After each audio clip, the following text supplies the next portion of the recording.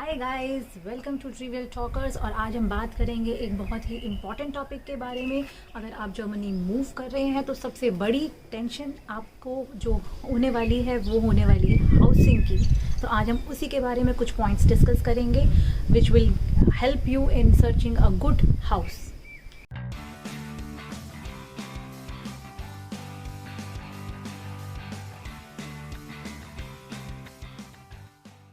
तो अगर आप जर्मनी आ चुके हैं या जस्ट आने वाले हैं, आपके लिए सबसे इम्पोर्टेंट टॉपिक रहेगा शुरू में कि आप रहे कहाँ पे। और इस टॉपिक के लिए 3 चीज़ें इंपॉर्टेंट हैं कि आप कैसे एक अच्छा मकान जल्दी और कम रेट में रेंटल कर पाएंगे। इस वीडियो को एंड तक ज़रूर देखिएगा, हम आपको कुछ टिप्स बताएंगे जिससे आप यही चीज़ बहुत आराम से कर पाएंगे। और अगर आपको ये वीडियो अच्छी लगे तो इसे शेयर और सब्सक्राइब ज़रूर कीजिएगा।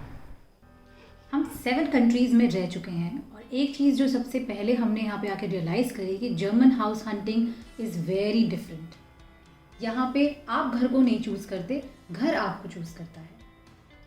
कुछ लोगों के लिए ये प्रोसेस काफ़ी इजी रहता है, लेकिन मेजॉरिटी के लिए it's a very tiresome and lengthy process. अगर आप जर्मनी की हब सिटीज़ जैसे कि Hamburg, Munich, Stuttgart, Frankfurt, Berlin, इन सिटीज़ को टारगेट कर रहे हैं तो लेट मी टेल यू कि यहाँ पे rental market is very competitive. तो यहाँ पे बहुत मुश्किल हो सकता है एक रेंटेड अकोमोडेशन को ढूंढना। डिपेंडिंग ऑन योर रिक्वायरमेंट आप फर्निश्ड या अनफर्निश्ड हाउस हंट कर सकते हैं। लेकिन let me tell you, unfurnished का मतलब है बिल्कुल खाली घर, not even a single cabinet, not even a single bulb, उस घर में कुछ भी नहीं होगा। हाँ, कुछ घर आपको मिल सकते हैं जिसमें किचन की यूटिलिटीज साथ में आएंगी, लेकिन वो भी मेंशन होगा। कुछ घर बिल्कुल विदाउट किचन फिटिंग्स होते हैं, यानी कि उसमें कुछ भी नहीं होगा। किचन की शेल्फ से लेकर कोई भी छोटी चीज़ वहाँ नहीं होगी। अनफर्निश्ड घरों के बारे में मैं आपको एक चीज़ और बता दूं कि उनमें कर्टेन के फिक्सचर्स, लाइट फिक्सचर्स और इवन की बाथरूम के फिक्सचर्स भी नहीं होते हैं।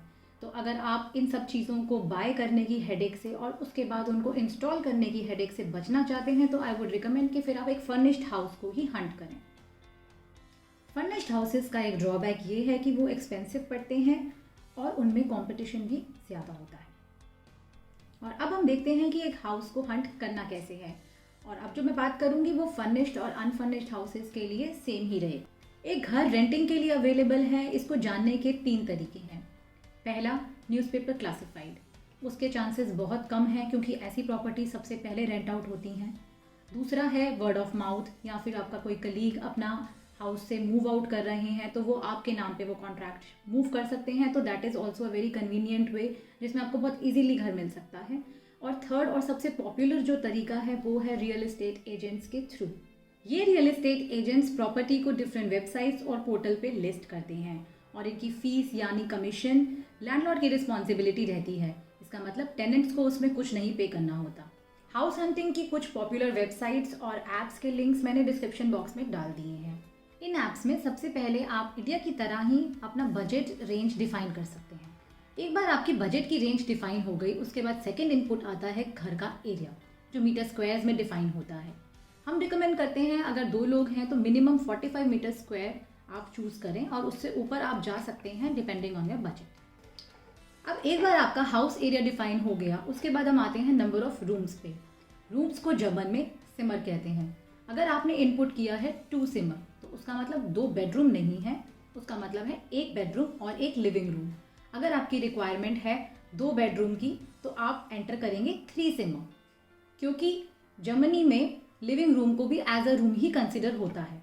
और अगर कहीं आप देखें कि 2.5 लिखा है तो उसका मतलब है 2 नॉर्मल रूम्स और एक जो रूम आधा रूम है, that can be a kid room, तो वो पूरा फुल फ्लेजेड बेडरूम की तरह यूज़ नहीं हो सकता। आप बच्चों का प्ले रूम बना सकते हैं या उसको एज अ स्टोर रूम आप यूज़ कर सकते हैं। जर्मनी में रेंट 2 तरीके से कैटेगराइज किया जाता है, कोल्ड रेंट यानी काल्ट मीटे एंड वार्म रेंट यानी कि वार्म मीटे। कोल्ड रेंट में आपका हीटिंग इंक्लूडेड नहीं होता, वार्म रेंट में हीटिंग और अदर चार्जेस इंक्लूडेड होते हैं। तो आपको अपनी रेंज सेट करते टाइम ये ध्यान रखना है कि आप कोल्ड रेंट सर्च कर रहे हैं या वार्म रेंट। अब इस केस में गलती क्या हो सकती है, आप अपनी रेंज कोल्ड रेंट के हिसाब से सेट कर देते हैं और बाद में आपको पता चले कि उसमें आपको हीटिंग कॉस्ट भी देनी है, तो वहाँ आपका बजट बिगड़ सकता है। तो ये चीज़ आप प्लीज़ अपने दिमाग में रखिए सर्च करने से पहले।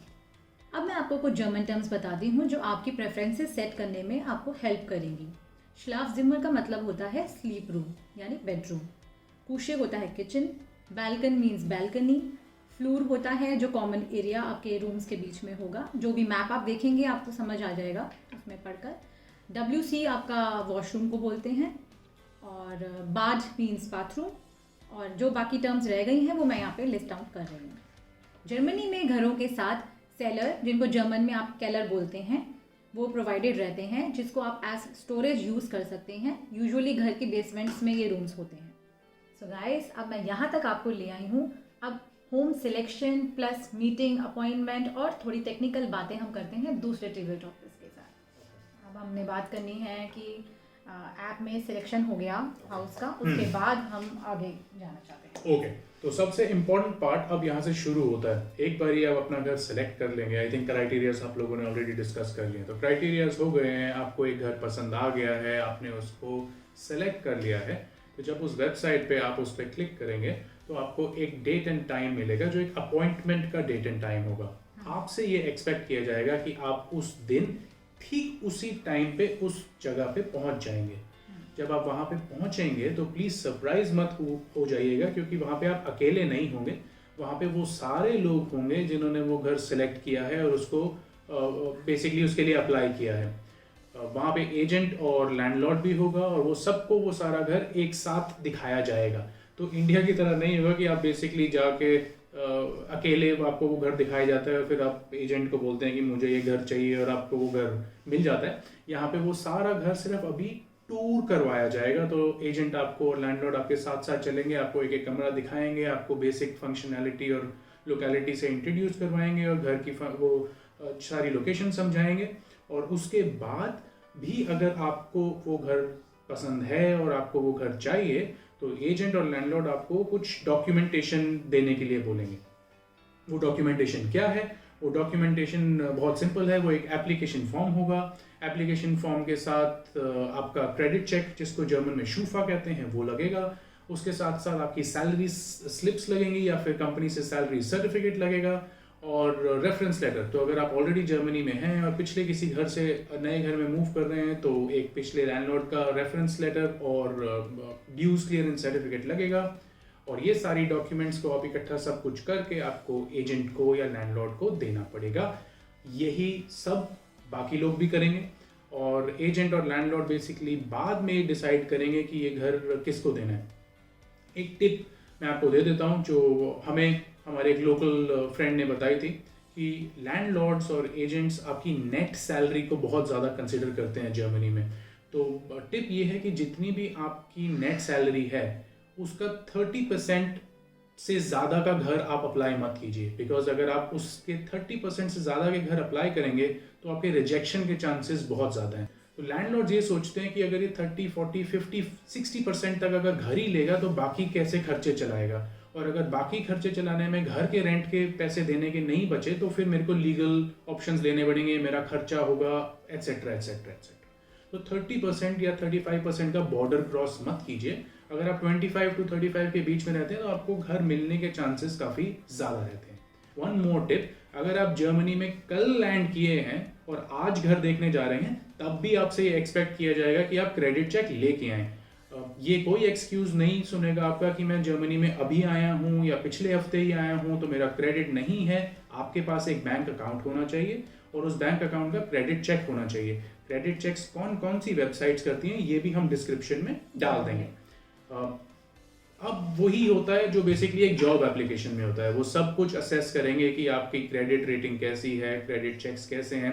लैंडलॉर्ड ने आपके डॉक्यूमेंट्स देख लिए हैं, वो डॉक्यूमेंट्स उनको पसंद आए तो बेसिकली वो आपको बुला के फाइनल कॉन्ट्रैक्टिंग करवाएंगे। एक जॉब एप्लीकेशन की तरह ही। अगर वो डॉक्यूमेंट्स नहीं पसंद आए तो काफ़ी ज़्यादा चांसेस है कि आपको काफ़ी टाइम तक जवाब नहीं आएगा। तो आप घर देखते रहिए ऐसे ही जैसे आप एक जॉब अप्लाई करते हैं। कई लोगों को इस पूरे प्रोसेस में 2-2, 3-3, 4-4 महीने भी लग जाते हैं और 22, 23, 24 घर देखने के बाद उनको एक घर से कॉल आती है।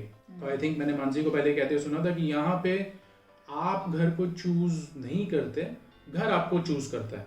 तो रुकिए मत और घर देखते रहिए, होराइजन बढ़ाते रहिए, अपनी रिक्वायरमेंट्स को बड़ा स्पेसिफिक रखिए और एप्लीकेशन अच्छी तरीके से भरिए।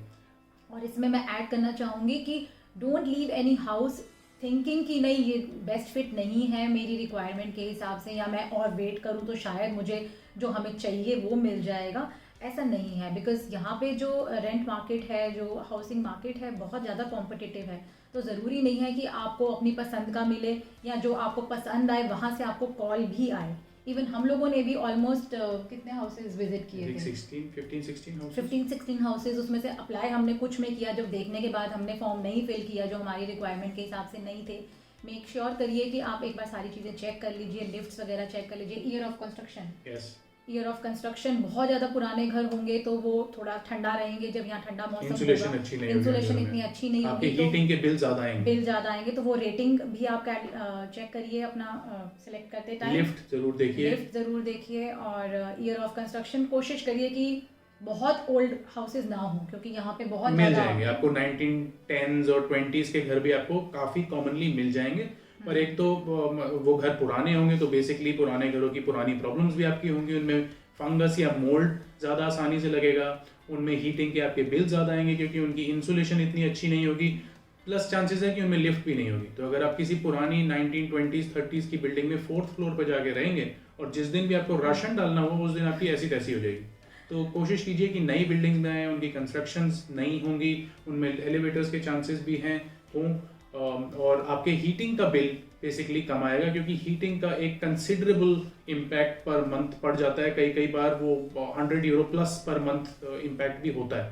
बट आई थिंक एक इम्पॉर्टेंट पॉइंट ये है कि अगर आपको एक घर मिल गया है और आप कॉन्ट्रैक्ट के पॉइंट ऑफ व्यू पे आ गए हैं या उस स्टेज पे आ गए हैं जब लैंडलॉर्ड और आप आमने सामने बैठ के कॉन्ट्रैक्ट फाइनलाइज कर रहे हैं, तो जर्मनी में सबसे इम्पोर्टेंट प्रोसेस माना जाता है। बिकॉज जर्मनी में हर चीज ब्लैक एंड व्हाइट होती है, तो कुछ भी left there is nothing left for granted, कुछ भी ऐसा नहीं होता कि जो अजम्पशन के लिए छोड़ दिया जाएगा।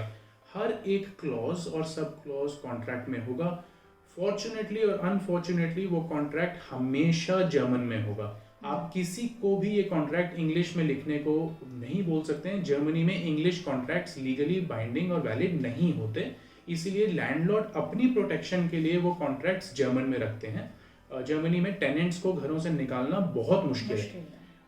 इसलिए कोई आपका अगर आपको जर्मन नहीं आती है तो अपने किसी ऑफिस कलीग को या अपने फ्रेंड को बोल के जर्मन पढ़वा के वो कॉन्ट्रैक्ट अच्छी तरह पढ़िए कि उसमें क्या क्या क्लॉज हैं, आपका अभी का रेंट कितना है, कोल्ड रेंट कितना है, उसके ऊपर हीटिंग जोड़ के वार्म रेंट कितना होगा, पानी का बिल कौन कवर करेगा, आप करेंगे या लैंडलॉर्ड करेगा, बिल्डिंग मेंटेनेंस चार्जेस कौन देगा, आप देंगे कि वार्म रेंट में इंक्लूडेड है, इसके साथ साथ कोई और इंसिडेंटल है कि नहीं है, गार्डन का खर्चा कौन देगा अगर आपके पास है कि नहीं है, मेंटेनेंस कुछ चीज़ों की मेंटेनेंस हो सकता है उसमें लिखी ना हो, लेकिन आपको ये चीज़ क्लैरिटी से पता होनी चाहिए कि कॉमन एरियाज हो गए, स्टेयरकेस हो गया, उसकी किसी की आपकी क्लीनलीनेस जो है वो आपकी रिस्पॉन्सिबिलिटी है या लैंडलॉर्ड की, means everything should be very clear और आपके माइंड में भी उतना ही क्लियर होना चाहिए कि क्या आपके ऊपर आने वाला है कॉस्ट और क्या कवर्ड रहेगा। छोटी से छोटी डिटेल, जैसे हमारे खुद के कॉन्ट्रैक्ट में एक बहुत छोटी डिटेल है कि घर की रिपेयर्स, तो 300 यूरो तक की सारी रिपेयर हमें खुद करानी है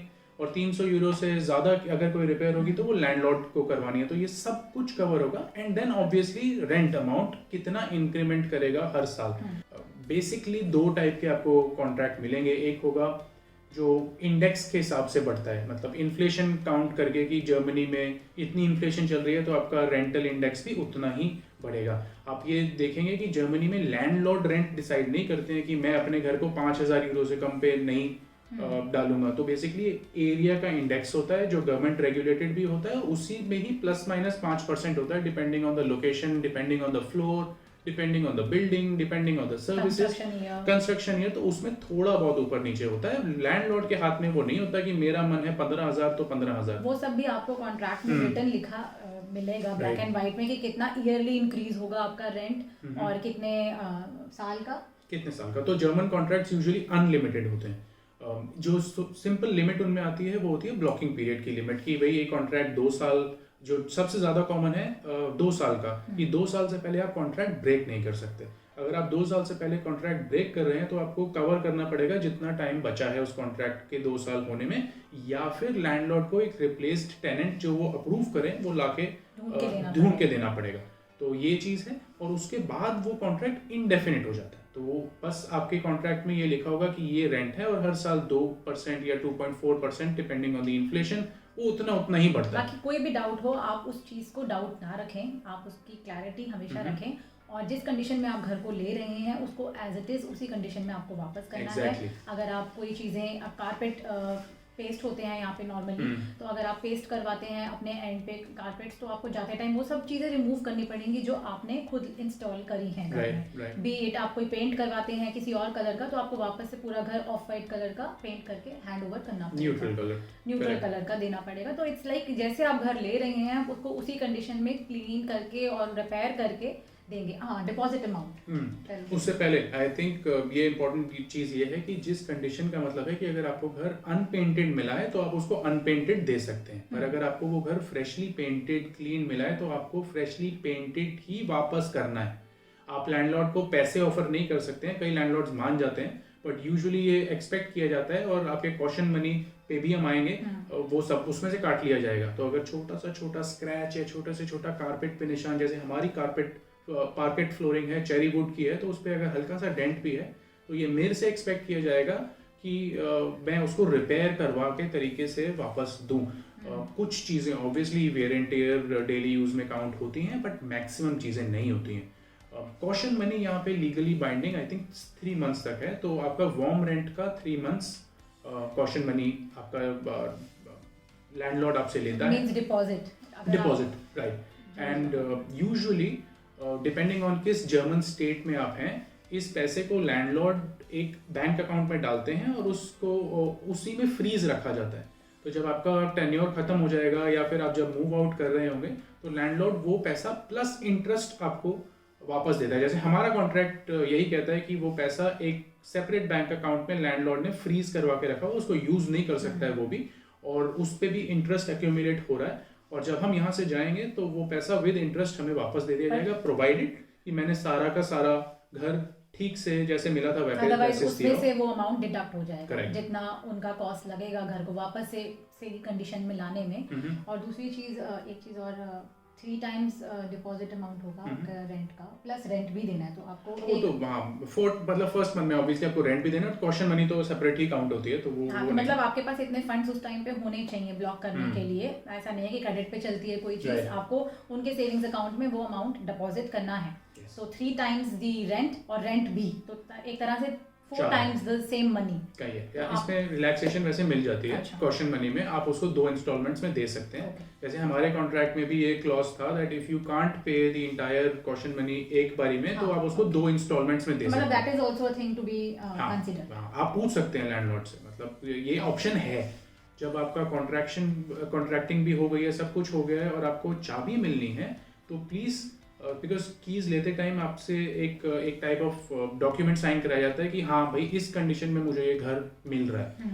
एक चीज चेक कीजिए। मेरे साथ एक मेरी जर्मन फ्रेंड एंड कलीग वो कीज लेने आई थी, और बिकॉज ऑफ हर एक्सपीरियंस और हर उसको जो एक्सपीरियंस था घर का, उसने एक चीज चेक करी थी, मतलब लकड़ी पे एक स्क्रैच चेक किया था कि है कि नहीं है। आप घर किस कंडीशन में ले रहे हैं उसका भी आप एक रिकॉर्ड वो लोग रखते हैं कि हमने इस कंडीशन में दिया था, ये चीज टूटी थी, ये स्क्रैच था, पानी की मीटर की ये रीडिंग थी, बिजली की मीटर की ये रीडिंग थी, ये चाबी पे ये निशान था, लकड़ी में ड्राइंग रूम में इधर फ्लोर के पास ये निशान था, कर्टन के रॉड पे ये इधर था। वो एक चीज सारी की सारी, एंड जर्मन पर्टिकुलरिटी इसमें बड़ी काम आती है बिकॉज वो एक चीज लिख देते हैं उसी पेपर पे कि अगर यहाँ पे स्क्रैच है तो वो उस डॉक्यूमेंट में मेंशन होगा।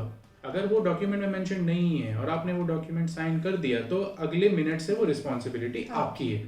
जब आप चाबी वापस देंगे तो वो निशान वहाँ पे नहीं होना चाहिए। सो गाइस, ये सारे टिप्स थे जो हमने अपने एक्सपीरियंस से जॉट डाउन करे थे आप लोगों के साथ शेयर करने के लिए। तो आई होप आप लोगों का एक्सपीरियंस हाउसिंग ढूंढने का जर्मनी में बहुत ही अच्छा और प्लेजेंट रहे। कोई भी क्वेश्चंस या कमेंट्स आपके हों और कोई कंसर्न्स हों, प्लीज़ उसको कमेंट सेक्शन में या फिर हमारे ईमेल पे हमें मेल कर दीजिए। हम जितना आपकी असिस्टेंस कर पाएंगे उतनी करेंगे। नेक्स्ट वीडियो हम बनाएंगे जर्मन जॉब मार्केट के ऊपर, तो अगर आपको उसमें इंटरेस्ट है वो वीडियो भी ज़रूर देखिए। Till then please like, share and subscribe this video and take care. Bye.